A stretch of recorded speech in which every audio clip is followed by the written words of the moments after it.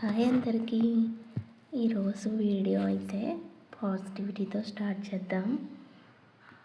Positivity మీ అందరి లైఫ్లో ఉండాలని కోరుకుంటున్నా. ఇక్కడైతే ఫస్ట్ క్లీన్ చేసుకుంటున్నా ఫ్రెండ్స్, కిచెన్ కూడా అండ్ అలాగే కౌంటర్ టాప్ కూడా క్లీన్ చేసేసాను. ముగ్గు ఎలా ఉన్నదన్నది కామెంట్లో చెప్పండి. అలాగే నా ఛానల్ని సబ్స్క్రైబ్ చేసుకోండి, లైక్స్ కూడా చేయండి. నచ్చిందా ఫ్రెండ్స్? ముగ్గు నచ్చినట్టయితే కామెంట్ చేయండి. ఇక్కడైతే ఫస్ట్ గడపని క్లీన్ చేసుకుంటున్నా. క్లీన్ చేసుకొని కొంచెం పసుపు రాస్తున్నా. అలాగే ముగ్గు కూడా వేసాను ఫ్రెండ్స్. వీడియో చివరి వరకు చూడండి. నచ్చినట్టయితే లైక్ చేయండి. మీ సైడ్ ఎలా పూజ చేసుకుంటారన్నది కామెంట్లో కూడా రాయండి. ఇదైతే సాటర్డే పూజ వ్లాగ్. అప్పటికే మార్నింగ్ టైం అరౌండ్ 6 and 6:15 అలా అవుతుంది. నేను అప్పుడే లేచి క్లీన్ చేశాను. ఫస్ట్ బయట క్లీన్ చేద్దామని బయట అయితే గడపని క్లీన్ చేసి ఇలా ముగ్గులు వేస్తున్నాను. బయట వర్క్ అయిపోతే లోపల వర్క్ కంటిన్యూ చేద్దామని ఫస్ట్ బయట అయితే క్లీన్ చేశాను. మీకు చూడొచ్చు అక్కడ ఫస్ట్ పసుపు రాశాను, అలాగే కుంకుమ కూడా పెట్టాను. ఇప్పుడైతే ముగ్గు పెడుతున్నాను. మీ సైడ్ ఇలాగే పెడతారా? కామెంట్లో చెప్పండి. ఇప్పుడైతే బయట వర్క్ అయిపోయింది. నెక్స్ట్ లోపల కూడా చూపిస్తాను. లోపల వర్క్ ఎలా ఉందని కూడా మీరు చూడొచ్చు. ఇక్కడైతే కలర్స్ లేవు. కలర్స్ ఉంటే ఇంకా మధ్యలో కలర్స్ వేసేదాన్ని. కలర్స్ వేసుకుంటే ఇంకా బ్యూటిఫుల్గా కనిపిస్తుంది కదా, అందరికీ అట్రాక్టివ్గా ఉంటుంది.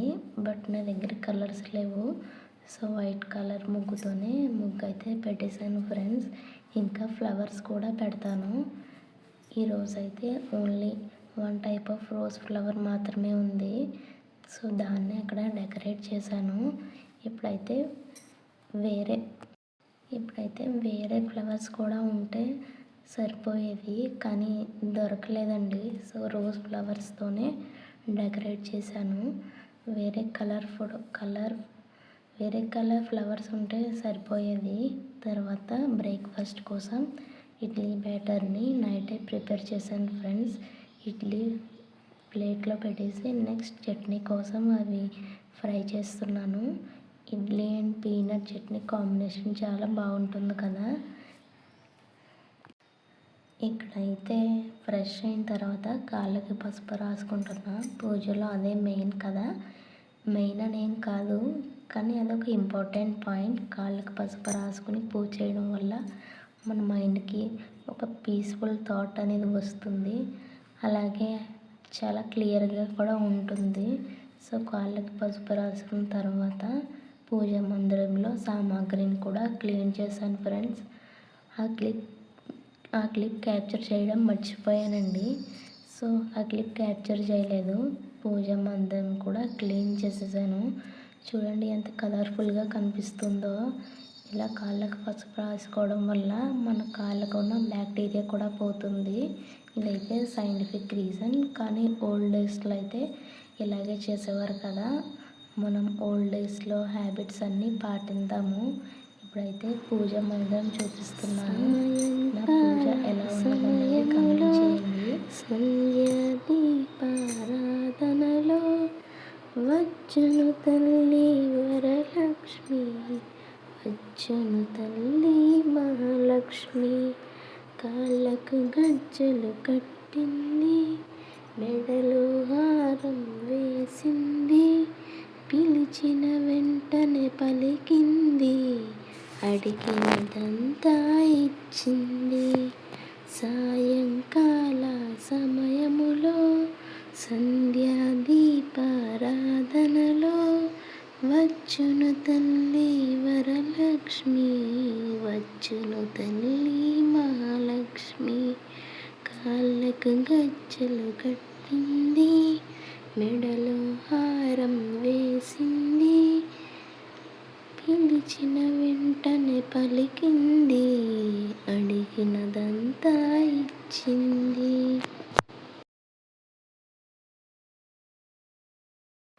పూజ అనేది మనం తల్లిదండ్రుల నుంచి నేర్చుకున్న ఒక మంచి హ్యాబిట్ అండి.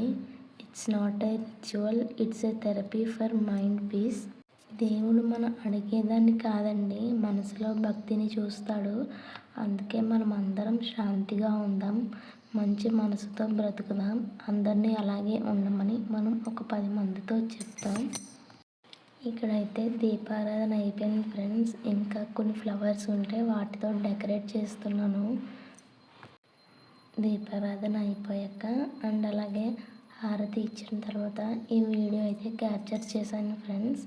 ఎలాగుంది, మీకు నచ్చిందా?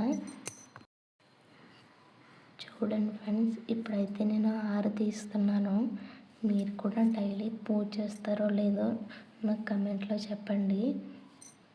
పూజ చేసుకున్న 5 మినిట్స్ మనసంతా ప్రశాంతంగా ఉంటుంది.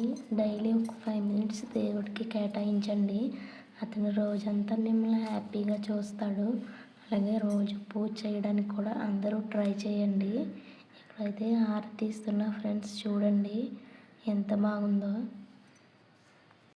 ఇప్పుడైతే మీకు ఒక చిన్న డివోషనల్ స్టోరీ చెప్తాను ఫ్రెండ్స్, అందరూ వినండి.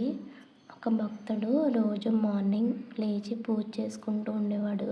అతను చాలా భక్తితో అలాగే ఇష్టంతో రోజు మార్నింగ్ పూజ చేస్తూ ఉండేవాడు.